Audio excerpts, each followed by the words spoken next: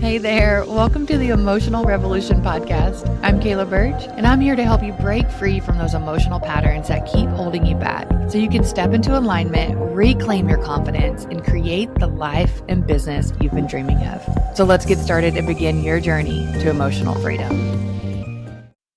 Hey everyone, welcome back to the Emotional Revolution. I'm so excited to be here today and to share with you my amazing guest, Hannah Soul Marie. And she is the founder of the Brave Btches Club, which is a community for women to connect, have fun, let their messy out, and grow through the uncomfortable. Today is going to be an amazing episode, and I cannot wait to introduce you. So, Hannah, tell us a little about yourself. I'm glad you're here.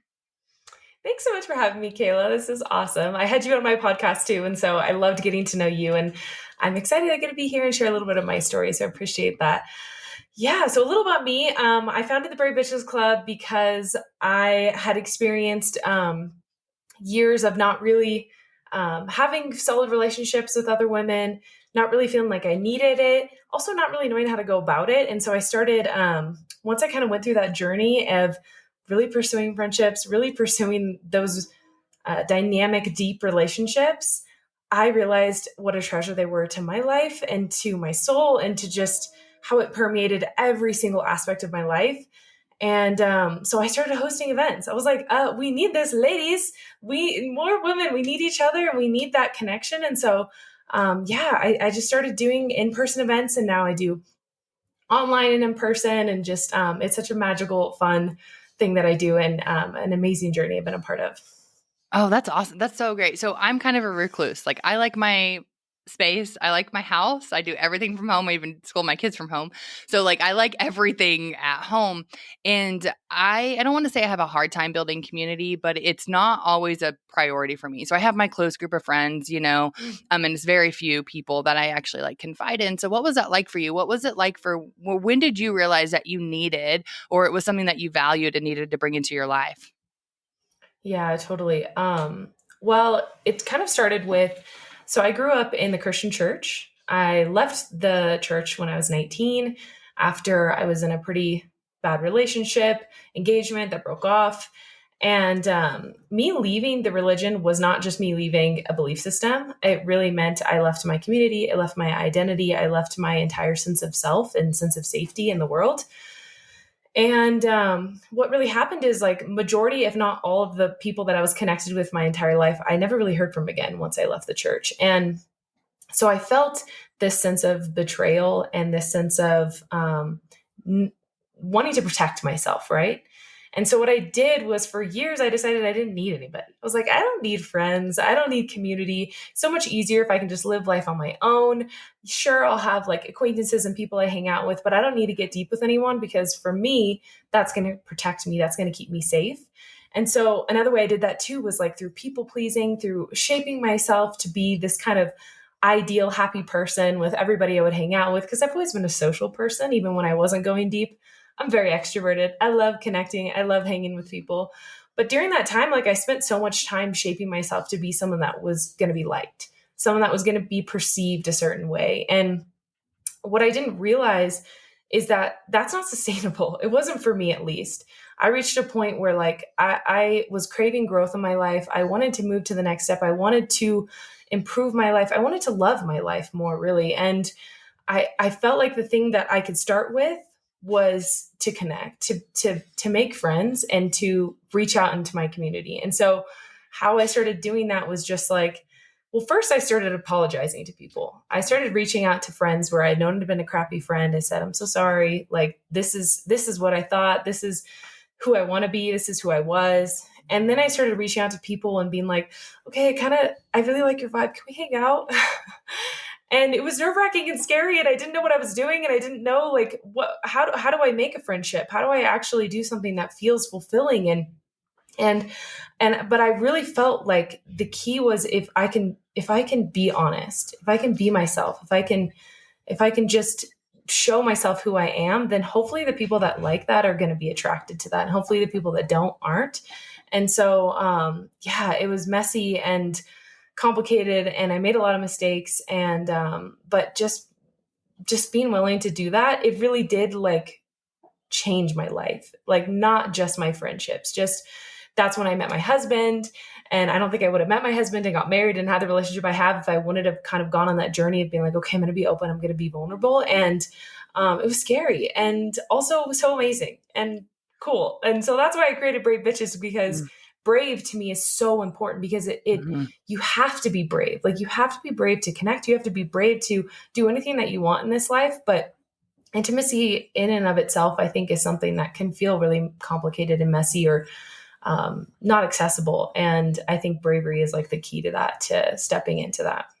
Yeah. Yes. Okay. So there's a few things here that I want to ask about, because I think it's really important that a lot of times when we try to make connections, we do that externally first, right? So then, like you said, we're showing up as this person that's not who we are, because we're trying to be who they want us to be, and we're not being who we want to be because we're rejecting something within us. So I don't know this to be true about you. But I want to take a guess, because you are a human and we're all very similar, that there were some things within you that you needed to accept or start to like, so you could actually build and change your relationship with yourself, so you could have a relationship with others. Do you find that to have been part of your journey? 1,000%, 100%. Yeah. The key really was I didn't have acceptance for myself. Yeah. And I was afraid that, yeah, I mean, if I can't accept myself, if I can't accept my darkness and my things, for me, what really was the aspect of myself that I couldn't accept is that I spent a lot of my life in this role of wanting to be the person that made people around me happy, right? So I had some things happen in my childhood where my older siblings were going through really traumatic, difficult things. And so I kind of took on this role as one of the babies of the family of like, okay, I'm going to be the easy one, right? I'm going to be the one that's happy. I'm going to be the one that makes sure everyone's laughing and feeling good. And so I really had a lot of acceptance for my, happy emotions, right? Like my joy, my confidence, my things like this. And I didn't have a lot of acceptance for anything that didn't look like that. So my anger, my sadness, my jealousy, my anything that looked to me that wasn't going to make others happy or make me happy, then to me, I actually genuinely believed when I would get angry, I'd say, this isn't me. This isn't me. I'm not an angry person. I'm not a sad person.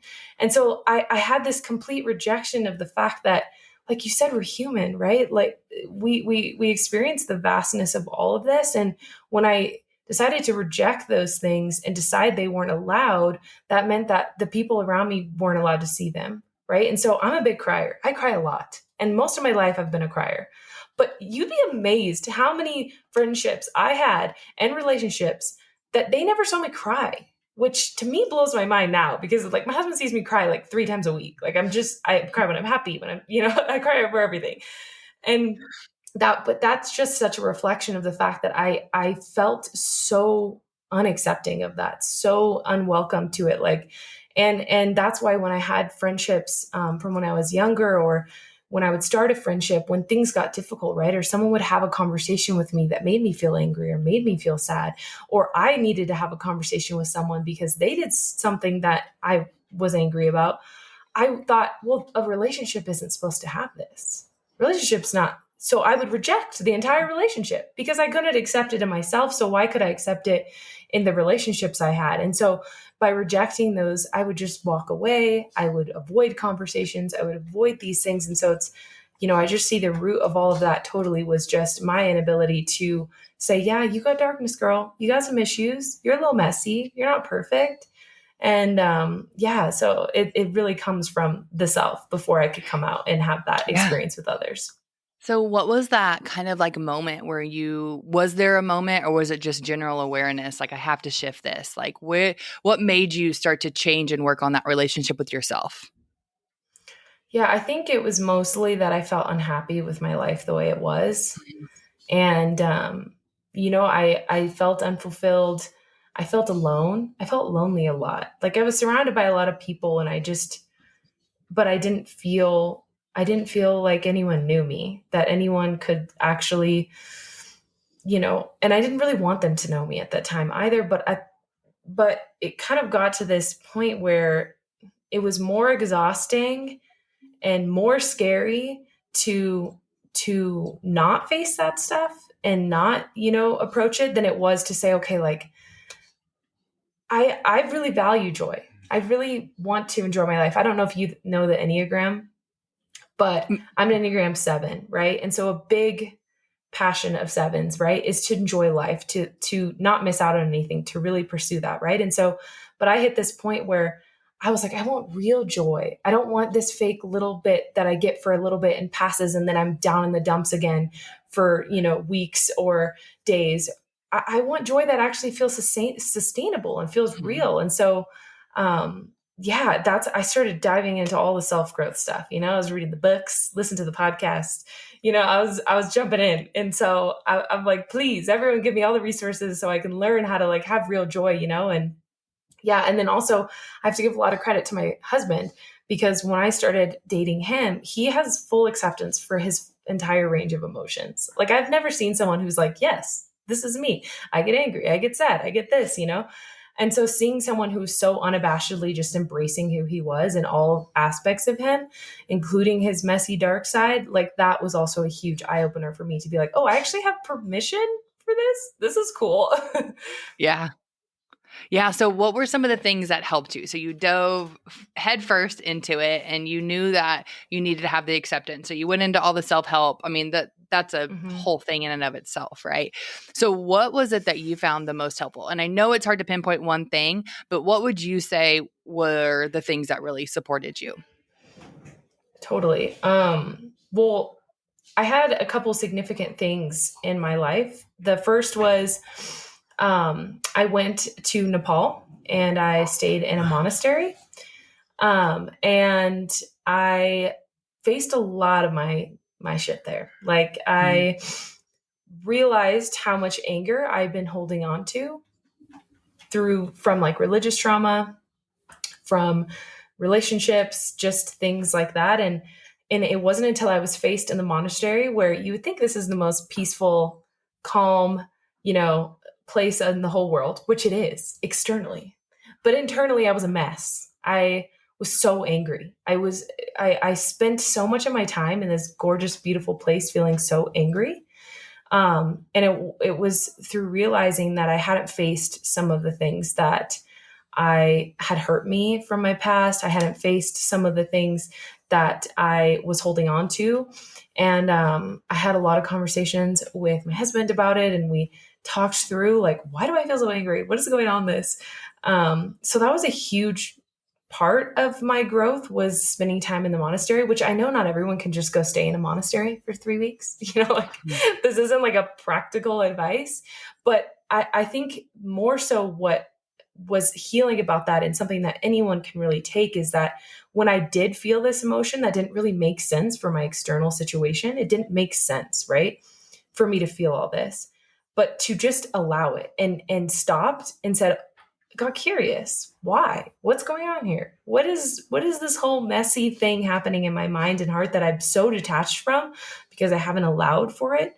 And so it, like, now if I feel angry, I have more of a connection to it. I'm able to stop and listen and kind of understand why. But back then it really was so disconnected from what the original thing was, that I would have no idea why I felt angry or why I felt sad. And so I think just being curious and allowing myself to investigate that, and having a safe space, someone I can talk through it with, who it allowed me to explore and not judge me, was huge. Yeah. And I think that's so, and Mhm. I love that you point out, like, not everyone can run to the monastery, right? But Yeah. the thing that you can create, you can recreate those type of moments as well, because it's not, like you said, it's not about the external environment. You're in the most peaceful environment.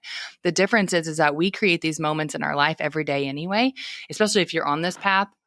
But the problem is, when we're at home in our everyday life, we follow a distraction, right? The kids become a distraction, or the business, or the spouse, or just the everyday errands. We distract ourselves with that. And so we start to feel something that's uncomfortable.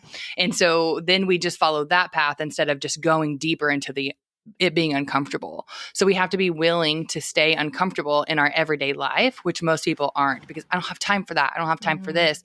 But I always like to challenge people that you don't have time to stay in the cycles that you're in. So make the time for the discomfort because it's not going to stay around for long. So just to kind of like pull that together for those who are listening and can't run off to the monastery, it's just that encouragement that you can do this at home. Like you can use life as a way to push you back inward. And like you said, when you're aware of it and you don't run from that feeling and you just go straight into it, then you can really start to shift that internal world. And then another thing too is it's easier to integrate. I've noticed this. People that go off, and I'm going to ask you about your experience. People that go off and do things like in something outside of like their everyday, sometimes it's harder to integrate or it's slower to integrate when they get back to their everyday. But I've noticed that a lot of times with clients and for myself, when these things happen in the everyday life, it's already integrated. It's already built in as like the awareness that happens in the everyday moment. So what was the integration like for you when you returned? Yeah, totally. It definitely, the monastery was more like a catalyst and not, right? Mm-hmm. It's not like all my healing happened in those 3 weeks and all of a sudden, boom, I go home and everything's fantastic, right? But yeah, it was definitely kind of what spurred and allowed me to see that there was a lot of stuff that I'm not connecting through my body and my emotions and my thoughts and just all of that. And so I think the integration was messy. Like, to be fair, also, I went to the monastery in 2019. And so I got back and then 2020 hit. So, I mean, if you want, like, I feel like everyone I know, if they're on the self-growth path, 2020 was like the year of just real rough, but evolution, the year of evolution, Mm-hmm. right? It allowed you to face your stuff.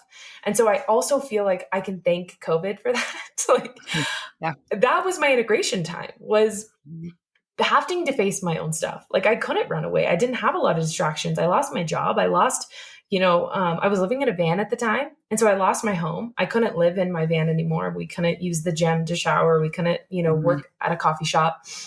And so I really just had to sit with my stuff. And my husband and I argued so much that year. Like, it's not even funny. We got in so many arguments. Mm-hmm. And so I think that was my integration, was really just like me coming to terms with facing my own stuff meant that, like, I I mean, anybody that's in a relationship knows that you're getting triggered.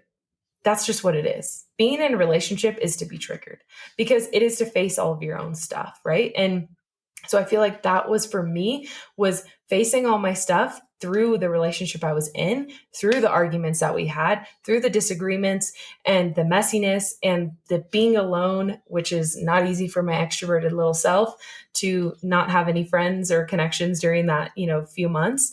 And so, yeah, that was also a big part of my integration. It wasn't easy and it was hard. And it was, I mean, I didn't know if our marriage was going to last. And now I'm so thankful that we did, like, tread those difficult waters. Mm-hmm. But yeah, it was a rough time for sure. Yeah, absolutely. And I think that, like you said, and what that did was it created that monastery at home, right? There was no distractions. You can't run off in that moment when you're being forced to stay in.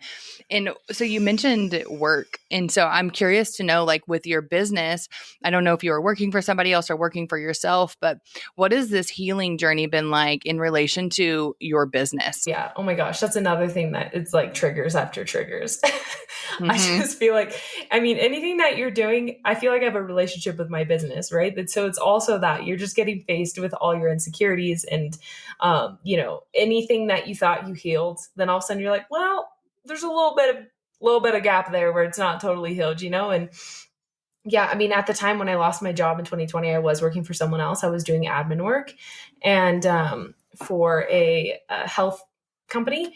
And so that's actually when I lost my job. Then that's a few months later, end of 2020, is when I started doing my first Brave Btches circles. And that came from one, that I was craving that connection so much. 2020 was rough. And I was like, we can meet out at the beach. Let's meet outside. And so we sat at the beach and we hung out and we connected that way. But yeah, I think so much of my journey and growth, I can also thank for the fact that I am to my business, honestly, because it continually challenges me to pursue better for myself and to grow more and not to stay small and to face my fears and to like figure out what I want. It's like all these things that I feel are applicable to all my life. I think I'm using like a version of that in my business. And so it's been a huge part of my growth for sure. Did that answer your full question? I can't No, remember it what the does. exact question Yeah, was. yeah, no. So, Okay. and that makes me think about, when you're using your business. So that's my favorite thing to say is your business is the mirror to where you need to focus to grow. Mhm. What were some of the things that, and maybe you still are dealing with, what are some of the things that you have to deal with to really continue to show up, be visible, right? So you're creating a community, you're showing up on a podcast, you do all these different things in a more visible way. What are some of the things that you have had to do or have to do to be able for you to show up that way? Yeah, I'm still figuring that out. I feel like I'm always adjusting and working through that. Actually, it's interesting that you mentioned this because a few months ago, I kind of hit this like roadblock back in maybe September where I got totally burnt out on everything that had to do with my business. And I felt stretched thin. I was exhausted. I didn't know where to go. I felt like I lost all my creativity and inspiration. I'm an idea girl. I usually have 1,000 ideas flowing through my head at any time. And I felt like I had no ideas, which I was like, okay, something's not right here. And so even though I've been now I'm like in 4 years in, you would think I would have like the right systems and right things in place to keep me healthy and keep me good so that I can keep running my business. And honestly, I was confronted that I didn't. It wasn't until this year that I really realized that. And so I started to really investigate into myself, like what are my needs and what do I need to do to fulfill my own tank and my own self so that I can continue to show up. And so like one thing I realized was I am, like I said, I am hugely extroverted. I fill my tank by spending time with people. And I'm living outside of the States right now. I'm in Peru.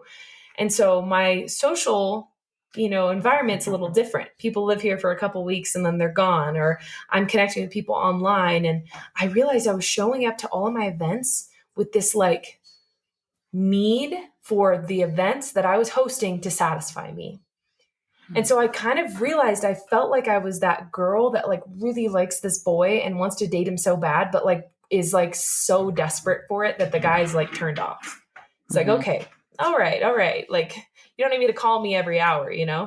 And so that was kind of my energy coming into this was like I was waiting for my business. I was waiting for my events to fulfill me.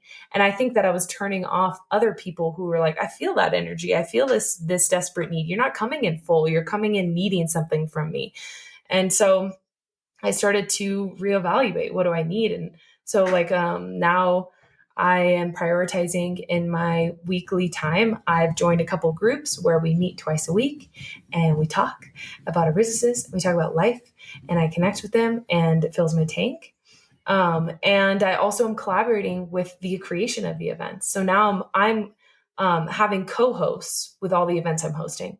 And so those are two things that have made such a drastic difference where it allows me to create community in the creation and then also my day to day of my business. I'm doing it in a way that allows me to connect with other people in that way too. And so, yeah, but I'm still figuring it out. I mean, I'm like day by day. It's like, you never know. what what what are some things that, because this is one thing that I find really often is in business we're either all in or we're about to quit, right? Especially in our growth phases of business, Mm-hmm. right? So we're diving as hard in. I mean, we're grinding, and then that leads to burnout, like you said, and then it's like, well, maybe this isn't for me. And a lot of people in that maybe this isn't for me, they create a pivot, they have a new revenue stream, they do something instead of just buckling down, moving through the discomfort and seeing what's not aligned and then moving that forward. Mm-hmm. So what was it for you? Why didn't you quit? Yeah, I mean, honestly, I am a professional quitter. I've quit so many things. I get bored of things really easily and I hop to the next thing. And so that's been a pattern of my life for many, many years. But when I started Brave Bitches, I started it because I really felt like my passion and my vision for bringing women together was so much bigger than my idea of boredom that I was like, I'm going to do this. if I stick with anything in my life, I'm going to stick with this. And so I really just decided that this was going to be something different, that I wasn't going to be a quitter. I wasn't going to be someone that hopped from flower to flower, And so, yeah, I mean, I had a call with a coach in October, where she used to be my coach full time a couple years ago.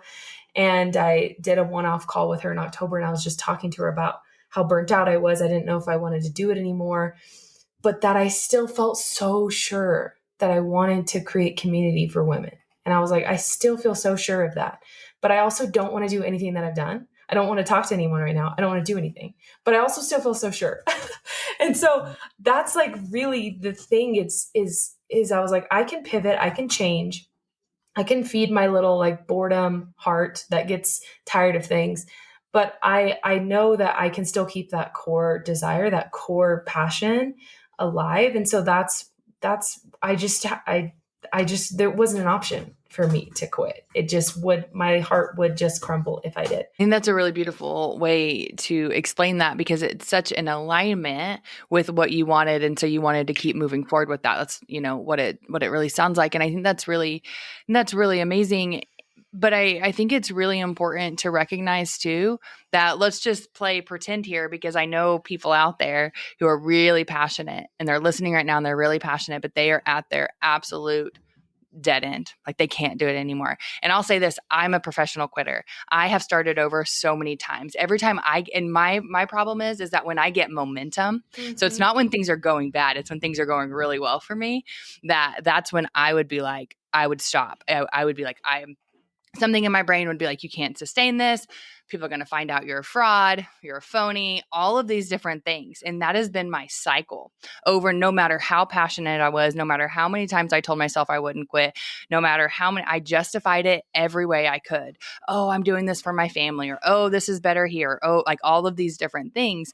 And we do that. Right. Until what I really heard for you is that until you became really honest with yourself, like you got honest and you got in relationship with yourself of knowing this is a pattern and this is a trigger. Right. And I think that's really important to point out, because sometimes if we don't recognize that, so that's what I encourage everyone listening to do, is to be really honest with yourself. What is your pattern? What is your self-sabotaging pattern? So when you realized that you had that sabotaging pattern of quitting, what were some of the things that you did to help you support you staying on your path?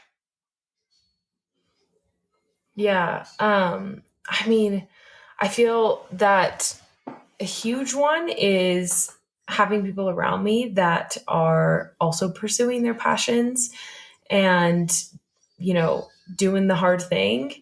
I'm thankful to talk about my husband. I keep bragging on this man, but he's been writing his book series for like 11 years now. And so I have someone around me all the time that is so dedicated to his projects, so driven to never quit, that's also helps me. It gives me so much encourage and inspiration to be like, okay, I can do this. There are hard moments. There are moments that I don't want to do this, but also I have permission to rest. I feel like a huge thing is like when I was burnt out in September, I canceled all my events. I literally canceled all my future events. I had events planned for the next few months and I canceled everything. And I said, I'm stepping away. Now, I'm not saying that that's possible for me. I'm still so like, my business is still like a little baby. And so I have the flexibility to do that. And I didn't cancel them to where I'm never coming back. But I knew I was like, I need to step away. I need to rest. I need to not put so much pressure on myself to show up in this certain way. And so, yeah, I think the key has just been for me to surround myself with people that inspire me and to give permission for myself to rest. It's just like what I was saying earlier, where I didn't have permission for anger and sadness and all those negative emotions, right? Like burnout is the same thing, right? It's like so many of us get burnt out or we reach the end of our rope and we're like, well, this is the end. It's all over. The business is burning up. And I know I get like that. I'm like, everything is, I get in an argument with my husband and I'm like, the marriage is over, right? Like, I mean, maybe not now, but it's like that kind of like mentality that if something goes wrong, it's over forever. And so I feel like just giving permission for the humanity of the fact that we're going to burn out. you're going to hit times where it sucks. And that's normal. And that's, in fact, it's probably a sign that you're going the right way. And just allowing for that to exist without it meaning some great big horrible thing and that the world's going to blow up, you know? Exactly. I think that's such an important point too, because we don't have to make everything mean something bigger than what it is. And I know that can get really convoluted, especially for someone Mm-hmm. coming from me, where I'm always like, question everything, right? But just because we question everything doesn't mean we make it mean something, right? It doesn't have to now get attached and be this a different label or, a different now badge we wear. It's just now we have deeper understanding, and with awareness things dissolve. And I think that's what happens is like you get Mm-hmm. negative feedback from a client, or something just doesn't go well, or you're overworking, and then now that becomes like it feels like your entire identity. And it's really hard to let go of that, because if we don't have that, then what do we Mm-hmm. have? So those are some things that we have to question, are the patterns that we have, especially the overworkers, the ones that have to keep. I jump from project to project. I don't anymore. I will say that I did realize that within this last year, that one of my detriments is that I am so creative and that I get bored. So we're very similar in that way, where I'm like, oh, I'm doing the same thing over. Let me Mm-hmm. create something Yeah. different. And by not doing that, and by not dedicating myself to something really specific for a while, then I would lose that momentum. And that was part of my self-sabotaging habits. And so what I would do, Mm-hmm. and what I had to learn this last year, is I have had quite a big growth in my business. And so it was time to hire. And so I started hiring people in my business. And so for me, what I would have done in the past would have just been quit or pivot or change. And so I got real serious and honest with myself. And I said, no, now it's time to grow and invest. And that only comes from these honest conversations, like going full circle about what we talked about, started with you liking yourself, right? That came with honest conversations with yourself. And that's the same thing with our business too. If we're not having honest conversations with ourselves about what's happening in the external world and why that's happening because of what is or isn't happening in our internal world, we're just going to keep spinning in those same cycles. Mm-hmm. So what? Exactly. Yeah. Exactly. It's so interesting. We keep coming back to the same thing, right? Which is just being curious about your inner world, right? And just exploring it and giving permission for it, and talking through it and all that stuff. It's like every single thing that we've talked about so far comes back to that. Mhm. Yeah, and exactly. And the big thing too here to really bring all of this together is also your external world isn't ever going to give you what you need. Not the monastery, not the house, not not the perfect business, not running away from the business. None of that gives you what you need, because you still are left searching Mm-hmm. for fulfillment, when fulfillment can only come from inside of you. And so we use all of these things to go back inside. And so you don't have to burn your business down, right? You don't have to stay up until 6 a.m. every single morning and then get up at 8. You don't have to do those things. You just have to find that alignment, trust yourself, have a good honest relationship with yourself, and then your business can actually start to change, and your life can change, your relationships change, right? I imagine this has been a positive impact with Mm-hmm. your relationship with your husband as well, all of this work that you've done. Mm-hmm. Yeah. Yeah, oh, absolutely. Well, because it's that same thing. It's like the ability to work through things that aren't easy, through things that are difficult, through things that challenge us, and you know, like create all that, mind storm, right? Of like, you're not good enough, or you're this, or you're not that, or, it's like that same tool is used for every part of your life. If you can face that and be willing to confront it instead of run away, or just like pretend it doesn't exist or any of that, if we can just confront it, then I think that helps with my business, that helps with my relationships, that helps with all my career, all of these things. It's like it's such a good skill to have, is the ability to experience things that are difficult and to push through and allow for it to exist. Yeah. And to not judge it, right? Like going back to you having a hard time with those emotions of like, anger and jealousy and all those different aspects. One of the biggest things, and well, really the best thing we can do for ourselves, is to stop judging ourselves. And that comes to our Mm. business, our personal growth, because if we're like always comparing ourselves to, Jane over here who's doing so great, or we think she's doing so great, then we're not giving ourselves the opportunity to grow. because we're in constant state of judgment, and then we're criticizing ourselves, and then we're falling into these stories of, not good enough, and you're just not going to make it, or you're not the type of person who can be successful. We just keep validating that. And so when we stop judging our experience and we just see it, and then we use that experience as that leverage for our growth and shift, then things can happen really rapidly. That's what people don't understand too, is that when you start doing this deep emotional work, your business and your life can really grow at rates that you would have not been able to experience before. Because the only reason why we stop anything is because we get in our own way. So when you remove that tendency to get in your own way, man, it just flows really quickly. It's wild, actually. And I think some of us, including me, get scared of that, actually. Yeah. Right? Like you Mm-hmm. said, the self-sabotage, where it's like you almost know, okay, if I can just accept and not judge myself and just go for it, it's going to happen. But then you're like, but do I want it to happen? Oh my gosh, what if it's too much for me to handle? What if I crumble this, or what if this happens? And so then it's like we actually, and sometimes it's unconscious. We don't even know that we're thinking that, but we stop ourselves from going in. Like, I mean, I feel that so much. Sometimes it feels like there's like this giant waterfall behind me, and I need to not let it go too crazy, right? If I do too much healing work, or I pursue things too much, or then this waterfall is going to come and it's going to drown me. And like that's just, that's something that I feel like I have to remind myself all the time, is like, the waterfall is good. You have a boat, girl. You're going to just ride the boat, you're going to figure it out. Like, Yeah. but it gets easy to feel like, okay, well, if I do go for it and it does work out, that sometimes that can be just as scary. Yeah. I often think people have more of a fear of success than they do of failure.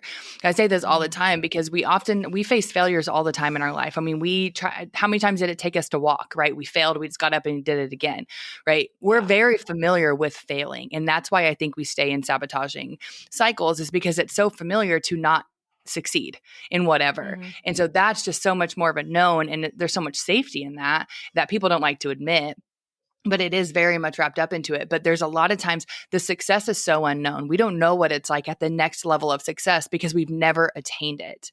And so that's something that is really hard for us to wrap our brain around, and to be able to step into it so freely can be really difficult. And I think that that's a huge problem for people, is not fear of failure, it's fear of success.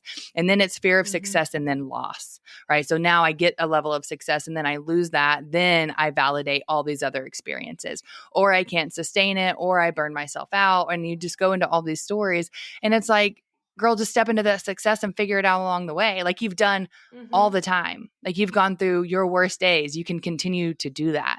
And so it's really that belief in yourself to be able to step into it. But I do find it very common and that was my thing, right? What am I going to do? How am I going to continue managing my 4 children, my house, my relationship with my husband, my business, all of these different things, if I reach this next level in my business? And then it just comes to now, well, if I want to reach that next level, what do I have to do? For me personally, in the place I was at, it was hire. I had to hire people. I couldn't keep doing it myself. I couldn't keep wearing the badge of Superwoman and getting, that couldn't have been that anymore. I had to step into delegation. So it just always comes back to this, what we were talking about, just being completely and totally honest with yourself and not judging the rate of your growth either. Yeah. And I also think the delegation thing too, that's huge, because I think a lot of us that start businesses, especially if you're the one wearing all the hats, where you're like, okay, I'm handling the marketing and the technology and all these things, right? Then you almost don't want to ask for help. You don't want to delegate. You don't want to give up, because it's your little baby that you've grown, and you're like, if I give it up, then it's not going to be my little baby anymore. It's not going to be this. And I'm sure as a parent, you probably relate to this, seeing your kids grow up, right? And realizing they have more freedom and they have more things that they're taking on with themselves. It's like that with a business. I feel like we have to have permission for that too. For it to grow, you have to be willing to ask for help. You have to be willing to not do everything, and not, and that's something that I haven't hired anyone yet, but I already feel that trepidation. I'm like, oh my gosh, this is so scary. Like, I don't even know how I would trust someone to handle my email list, or trust someone to handle my, the running of the scheduling of the events, or things like that, because I'm like, this is something that I have put so much heart and soul into, and it really feels like my little tiny child. And So yeah, I think that's a huge part of growth too, is just also a willingness to accept help and ask for it. Yeah, for me, it was a big, I had made up this story that not that anybody else couldn't do it as good as me, but I had made up this story that nobody else could do what I was doing because it was all from my own brain. So I just made Hmm. this up like, oh, who could help when I'm not even I don't even know what I'm doing until I'm doing it, and like it was like this, like I romanticized it, and I'm like, that Yeah. is the biggest load of shit I've ever heard. You just don't commit to things, and you Yeah. refuse to plan, and so I Hmm. had to come really hard with that. And even after hiring, it has been nonstop over and over and over of like, you have to plan further than the next hour. Like if you want your business to grow and scale, like you have to get planned. You can't just have an idea and then launch it and then figure Hmm. it out along the way every single time. And so that was my biggest thing of like, shedding that story that nobody could help me because I was just this free spirit. I'm like, well, this free Hmm. spirit better get it together or you're going to stay exactly where you're at. Like that was the hard Yeah. truth I had to tell myself. Like if I can't be willing to put things on paper and send them out for other people to do and then trust that they can do it, then my business will be exactly where it is next year, or I will quit because I'll be so overwhelmed. So that's what Totally. you have. I mean, you have to have those conversations, and it's a lot. So I think just as a side note, I started to trust myself more, and that made it easier to trust. And the right people came into my life that it didn't. I hired out one time and it didn't work out, and that's okay. I had the intuition immediately on the call that I shouldn't hire her, but I got too excited and I did it anyway. But it didn't last long and nothing bad happened from it. It was just like, okay, we're done with that. But the other Hmm. people that I've hired have been absolutely amazing, and very much in line and know how I work. One of them, my husband also, so like he kind of gets me, and so that helps Hmm. really a lot. And he's way more structured than me, so he's helped with that part. But those are those things too. When we're open to it, the right people will come as well. And you're Hmm. like, yeah, that's them, or no, it's not. And just as a word of encouragement, if you think no, it's not, then definitely don't go ahead with that because it can create a Yeah. disaster. Totally Yeah. trusting that. Yeah. And again, that Mhm. goes back to what we were saying about knowing your weaknesses, right? And so you're Mhm. like, okay, I'm aware of my weakness. That maybe I like to float along and fly by the seat of my pants and figure it out as I go, which I totally am too. I feel like we are very similar because Yes. almost every event I've scheduled, I have the name and I have the date Yep. and I start Every time. promoting it. And I'm like, I'll fill in the gaps. Fill in the We're gaps. good. Mhm. And I do, and Every it's time. worked out every time. And it's worked But, out every time. yeah. And that was fine when it was just me, but then it's like, but now I have a great example. So I have a mastermind, and it launches, or it starts in January. I launched it and filled it in less than 48 hours, sold out. And Cool. so, but all I had was the name of the program, and I didn't even have a start date. I just knew we were going to start the 1st of January. And I had a Yeah. good idea of a description of what we would do in that mastermind. I posted a couple of times. I sent it out to some like curated people. I sold it out. And then I thought, "Oh crap, when I was setting down to go do it, I'm like, I don't do this stuff anymore. My person who does my stuff on my back end does it. Now I have to get all of this stuff ready to get to her to create the worksheets and to put it into my Kajabi and to do all of these things and have the dates and create the calendar links and do all of those things."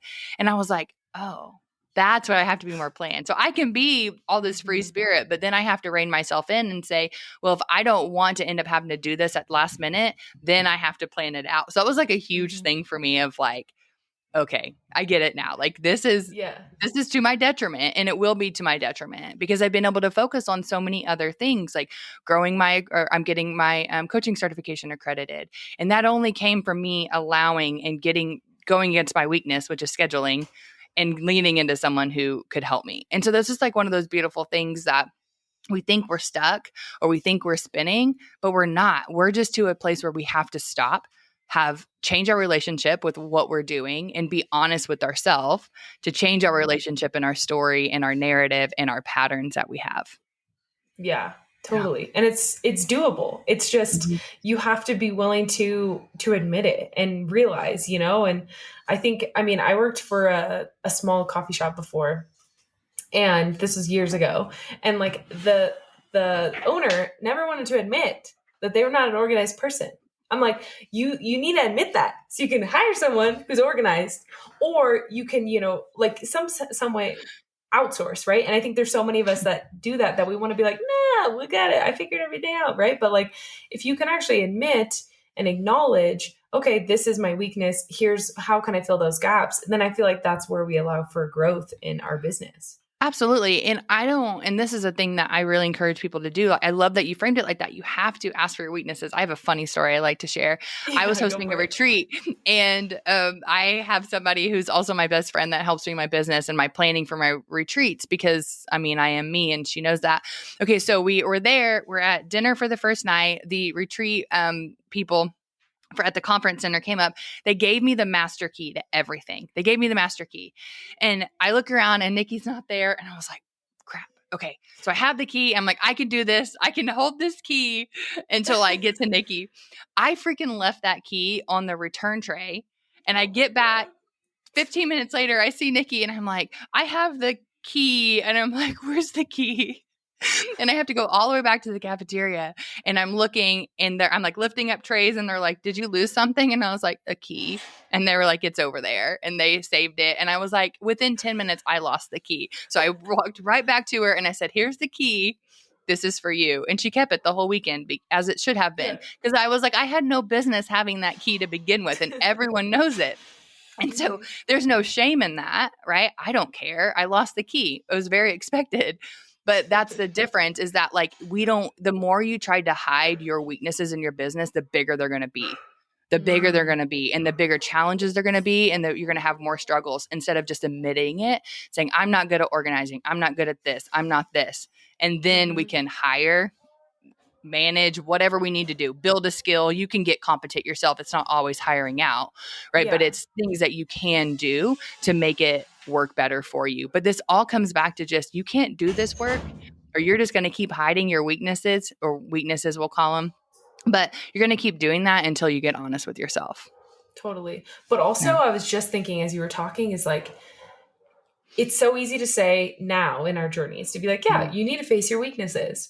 But also, if you're at the beginning of your journey, you're like, I don't know what my weaknesses are. I've Mhm. never even started a business. I've never ran a business before. I don't know what I'm doing.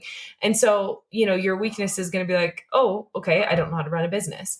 But I Mhm. feel like really the key to you understanding your weaknesses, understanding your strengths, is to just start to do it.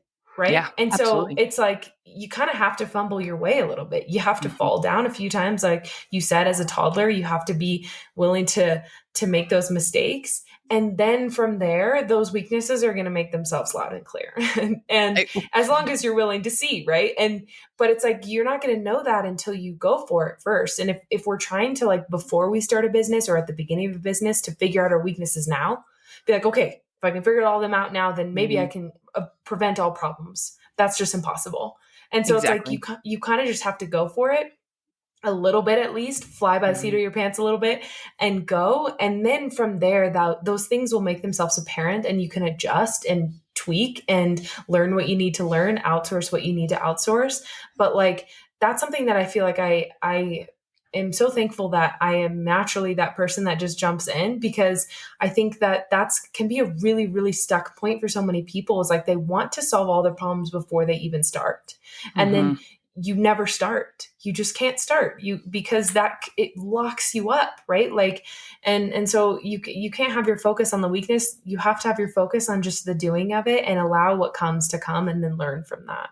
Right. Just full circle back to not judging yourself, right? Knowing that it's Mm-hmm. going to be there, knowing that the world is going to provide you with what you need to, and then just not judging it when it comes up and just allowing Mm-hmm. yourself to step into whatever it is that needs to step into. It's messy action. You're just taking the action. You're just building the business. If you have a weakness, don't judge it. Just allow Mm-hmm. it, get help if you need Mm-hmm. it, or build the skill that you need.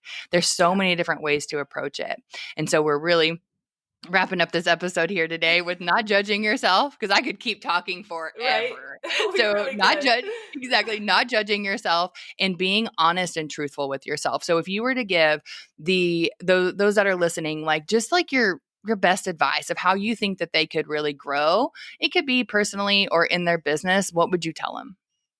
Well, I kind of just said it in the last thing I said, but really, I feel like take messy action Yes. to not get so locked up in your heads, because I think everything feels bigger when it's inside the mind, because the mind is so good at that. We're really, really good at creating a little thing like this and like spreading it out until it's this giant like gremlin monster in our head. And so I feel like the biggest advice I just tell everyone is, you know, you think you can't do it or you have all this idea, like just do it. And then you can get the answer to your questions, and so just take messy action and be willing to make mistakes and stumble and not know what you're doing. And that's not the end of the world. In fact, most people appreciate when someone is openly imperfect, right? This is who I am. I make mistakes. I'm not great. I take ownership for the choices I'm making. And so when you jump in, whether you're starting a business that's like client based or whatever you're doing, people are going to see that you're willing to do that and you're willing to go forward and that you have permission for all the pieces of it, So Yeah. Beautiful. Beautiful. Thank you so much. Well, tell everyone where they can find you and what offers you have right now. for sure. So you can find me on hannahsoulmarie.com. You can also find me on Instagram at hannahsoulmarie or YouTube at Hannah Soul Marie. So literally just Hannah Soul Marie everywhere. But I also have some super exciting events coming up. There's going to be something to conversation circles starting in January. So if you want to show up as your messy self, have some conversations and connect with some other amazing women, please join. I would love to have you there. Oh, thank you so much. This has been an amazing conversation. And thank you everyone for listening. And I will see you next week. Thank you.